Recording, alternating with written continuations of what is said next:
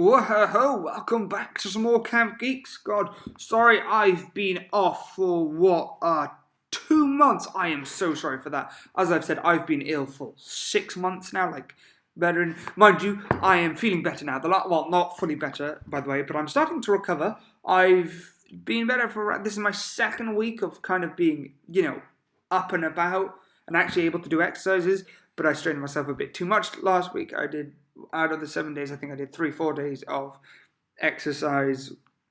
They were simple exercises: push-ups, sit-ups, squats, and then a walk later on. But it was too much considering I hadn't moved my body in like 5 months. I've obviously moved my body, but not to that degree. and I know you're thinking, well, why didn't you post last week then? The reason is simple. It was my first week being back. I didn't want to, able to move around, so I didn't want to push myself. But I have got a few interesting video ideas. This week's, as you can probably tell by the title, if I haven't named it something weird, so sorry about that, is simply what My Hero Academia characters are going to rank in the top heroes. Which of the UA students, plus Shinketsu and all the other young heroes that we know of, where are they going to rank? But most importantly, it's going to be why Deku is not only going to be the number 1 hero, but why the gap between him and second is going to be bigger than All Might and Endeavor's gap, which we already know was a humongous gap. Because every step Endeavor made forward down the path to become the number 1 hero, he realised he was still nowhere near All Might, And if anything, All Might had taken steps back from being injured, and Endeavor was still nowhere near. Because being number 1 hero is not just about who's the strongest. But we'll get into that later. Because also, I just want to say, either next video or next week, next video, but it's either going to be later today or later this week, or next week, depending on what you guys do. Because if this video gets 20 views and 5 likes, then I will do, the next video will come out straight away, because I'll be recording it shortly after this. My throat's already getting sore. And that video will be simply explaining what if Midoriya got the Omnitrix from Ben 10. Now that video will either be split into 2 halves, as in like the first half of one video and the second half of the other video, but all in one video. But depending on how long it takes, it might be two separate videos, 1 part, 2 part. And essentially it'll be going over what if Midoriya had the Omnitrix where the aliens, where it was just the Ben 10's aliens, so the original Ben 10, Alien Force, and Omnitrix, he had all those aliens from there available at said times. How would he rank that? How would the story progress? But mostly it'll be about what aliens would he use the most, how would he use them, how powerful said aliens would be. But the second and more interesting thing in my idea, because while that's interesting and I love that, I think it's interesting thinking, what if the Omnitrix was in My Hero Academia? And what I mean is, the first one is like, what if the Omnitrix was taken from Ben 10 to this? This is what if it was made in it. So what if the Omnitrix, instead of having aliens, had quirks? So it starts off no quirks. Or let's say it starts off with 10 random quirks from old heroes / villains, right?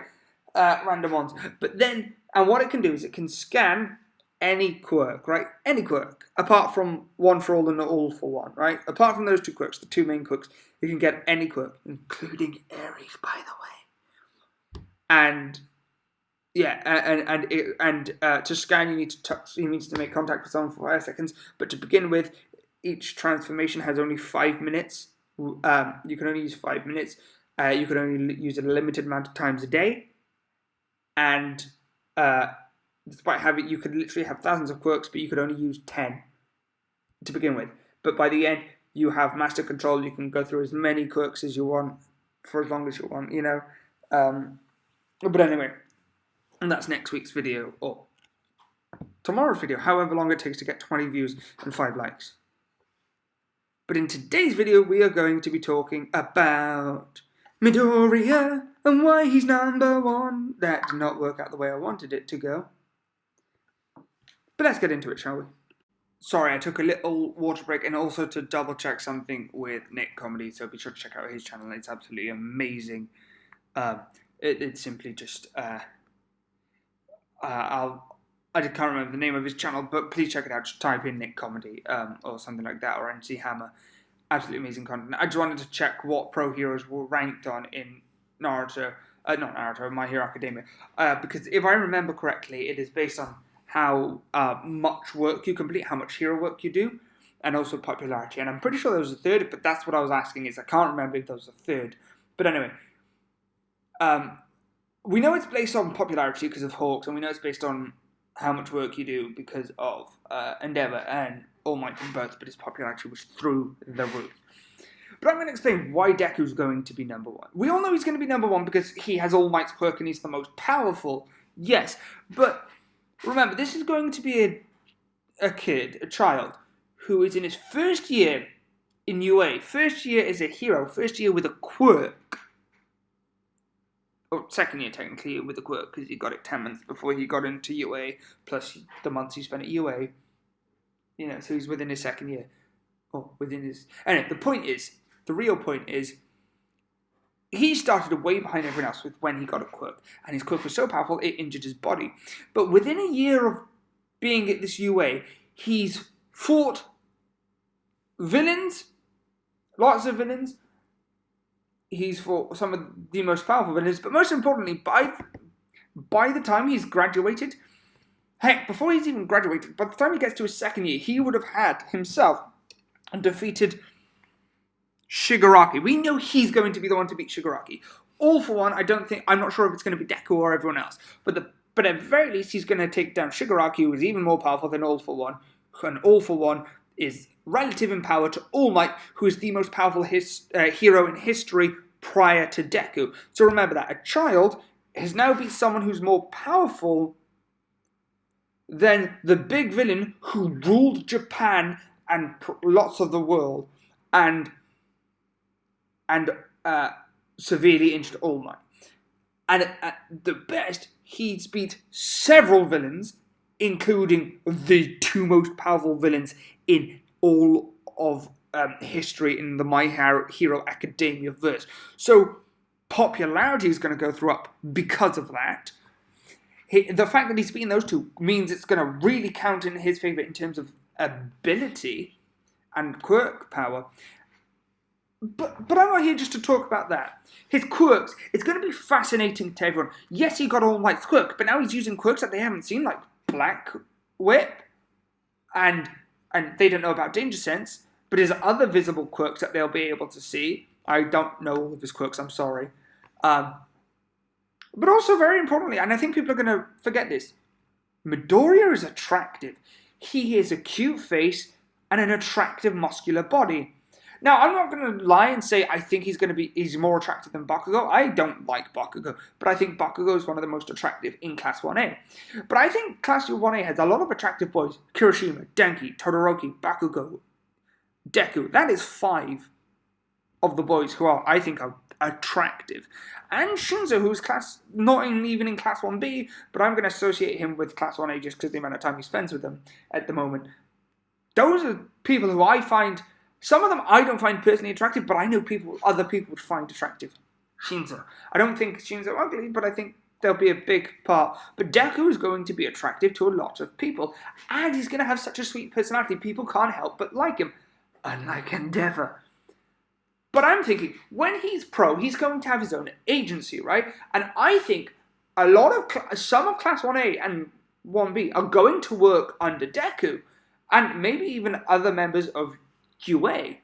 Now, I think Frobby's going to have her own agency. She'll get her own. I think Ochaku will probably start off with her own, but then when she gets married, which I'll talk about later, it will combine. But I'm thinking Bakugo, Todoroki, and Deku are going to have the 3 biggest agencies, because Todoroki is literally going to take over from Endeavor. Bakugo is going to be very popular to some degree. And the other heroes are either going to team up together. I can imagine Kirishima and either working under Bakugo or with Denki or something like that. But anyway, I think some of the class might work under him, or at least very closely connected.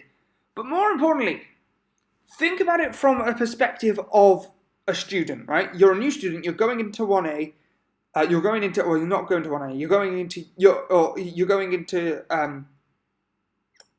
into UA, you then hear all about how amazing Deku is. You already know how amazing he is. But when you're there, he's establishing his stuff. And when you leave UA, he's got an agency. He's the most powerful hero. He's got an agency, and he covers the largest area. Because I think he's so powerful, he'll cover the largest area. But I think when you're leaving UA, he's going to, by this point, have the most people working under him. Because, one, he's the most powerful, and everyone wants to work under All Might. So that's going to be even more true for Deku. And when the rumours start going about how intelligent he is with quirks, people are going to want to train under him. Because what I mean is, he's going to accept people, right, who want to be a hero and help. And I think he'll be smart about who he accepts and who he doesn't. But that doesn't mean if he sees someone who he can help, personal growth, he'll accept them. But Deku's going to be the type of person who will geek along.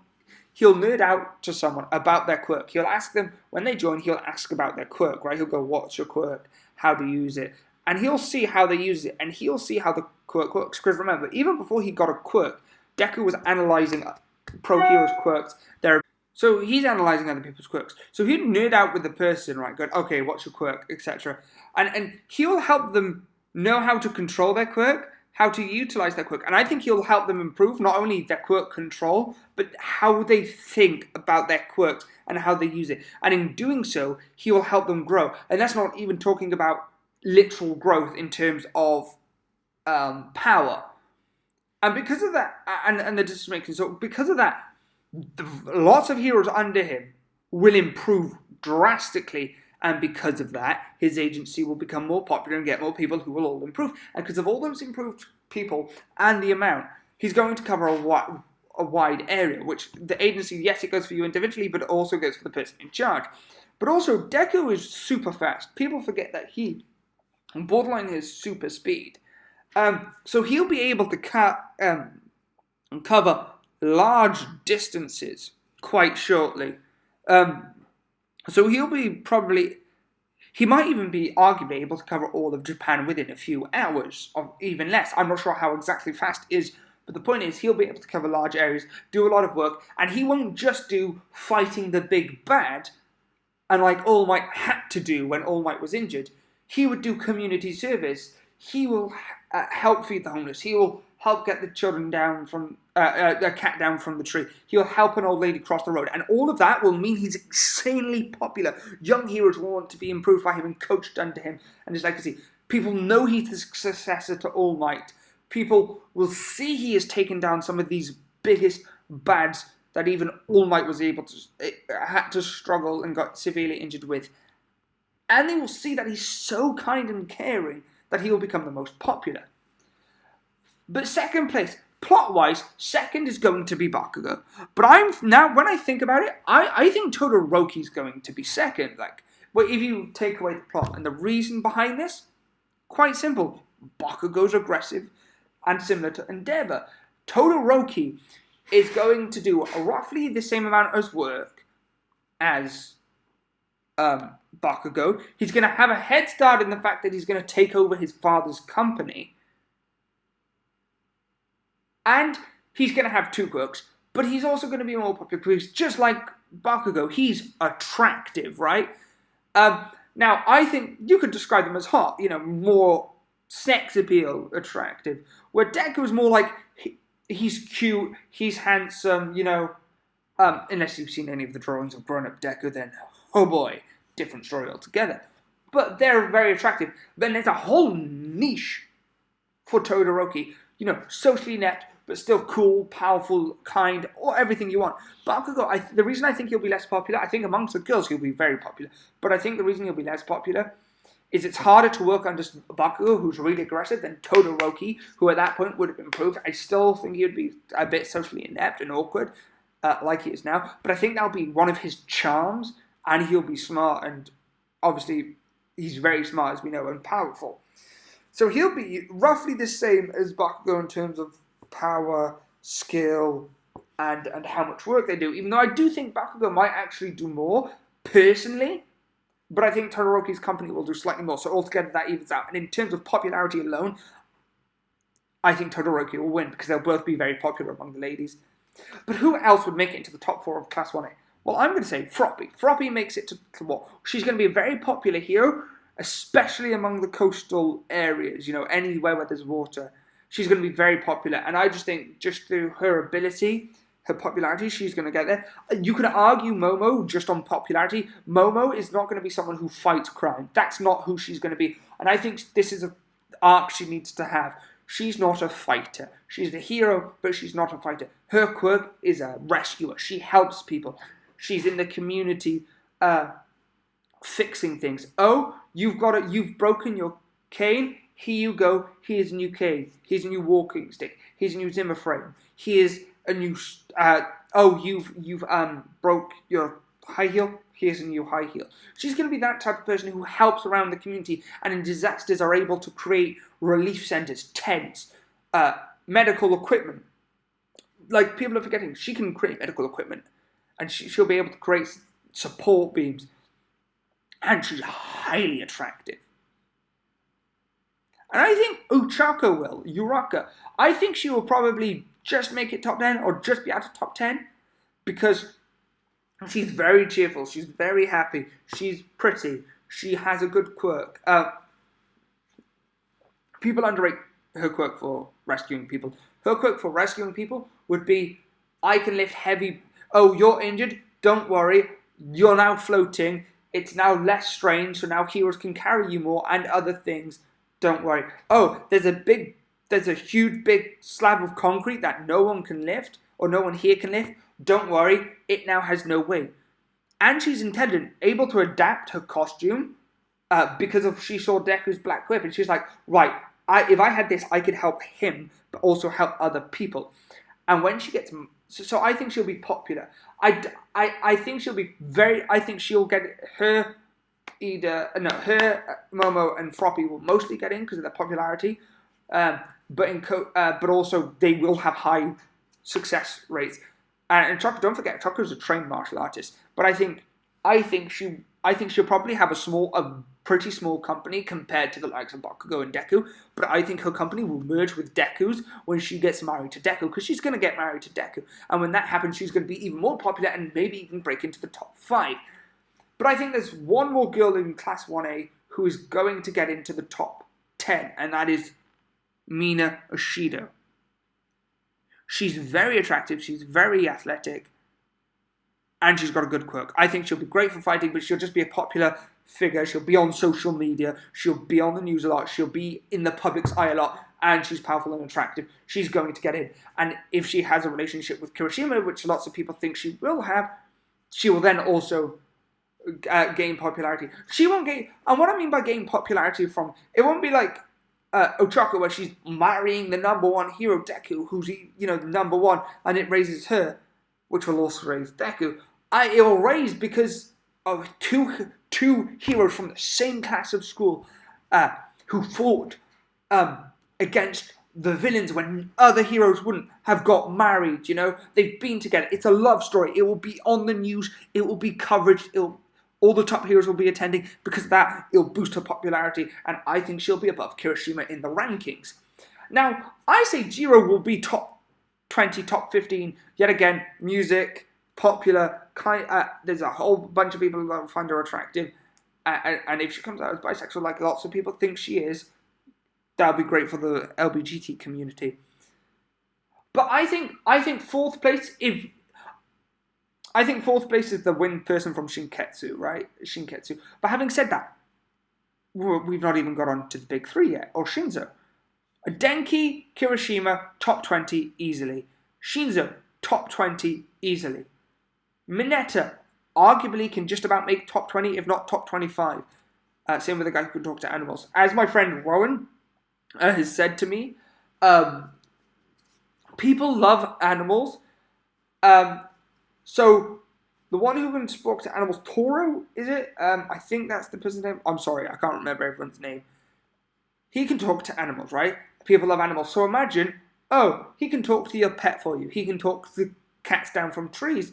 He can find things that are missing by controlling insects. I know he doesn't like to, but controlling birds, rats, other creatures to go out and look for him, especially during rescuing. Imagining someone's missing. Oh, wait, let's send lots of ranks out to find them. Oh, they're over there, etc. But I don't think they'll be super popular. I don't think they'll get a lot of work done. But they'll get a lot of community work, so become more popular in community areas. And that's why I think someone like Mineta and Toru might actually work under other people in the agency. And I specifically think maybe under Deku. But I'm going to talk about I'm going to talk about the big three. I don't know where the girl will rank, but Tamagotchi. Why am I calling him? My mind's gone blank. Sunita is going to rank top 15. I'm going to say top 15 because power-wise and ability-wise, I think he'll probably be top 10 worthy. But I don't think he'll be that popular because he's so gloomy. But powers. Now, I did say Bakugo and Todoroki are going to be second, but I believe if Miro gets his quirk back, he is going to be second. Or at least very high up, because he's going to be very powerful and very popular, and I think he'll be second. Also, just a little shout out, I think Eri will probably be top 10 shortly after leaving UA, because she'll be seen as Deku's little sister. I know she's not, but she'll be seen as that, and Mira's, and she'll work under Deku, and she'll inherit. And I think when she's older, and all those age, she'll be the #1 hero. Anyway, I've rambled on a bit. If you guys want to know more in depth of where I think everyone will rank, let me know, and I will get to that some point in the future, because I'll have to write down every one of that around that age group, from UA Class 3 to Class 1, and anyone in Shinketsu and the other schools we know about, because there's a guy who can cause earth tremors. I think he'll be popular. But please let me know in the comment section below. And remember, if this video gets 20 views and 5 likes, as soon as that happens, I will do a video. The video about what if Deku had the Omnitrix will come out. But I'm going to take a break, and I'm either going to film that tomorrow or later today. But if I see this video starting to get a lot of views quite quickly, like if it gets 20 views within, as soon as it gets over 10 views, I'll start recording. But anyway, thank you guys for watching. This has been Camp Geek's God. I'm sorry it's been a while, but I will upload it consistently every week. And in case you're wondering, I am trying to do that avatar thing on this, but it wasn't quite syncing up quite right. And I'm not sure, and I can't really design. I'm struggling to design one, so I'm not sure to go with one of the generic ones they already have. I might do a video on this, a little update showing you the process, like the different options I could go with from what I have, and let you guys decide what you want to be as the avatar for this. And a simple reason, I'm not showing my face yet. I want to get a following first. I want to learn to edit, and because on my other channel there was lots of toxicity, and I don't want those people to find out. Anyway, thank you guys for watching. This has been Camp Geek God. Please leave a like, comment, and subscribe, as that will really help out this channel's growth. And we're almost at 300. We're on 280, which is phenomenal. I can't believe we've grown while I've been ill. So thank you guys so much. I absolutely love you. Till next time, peace.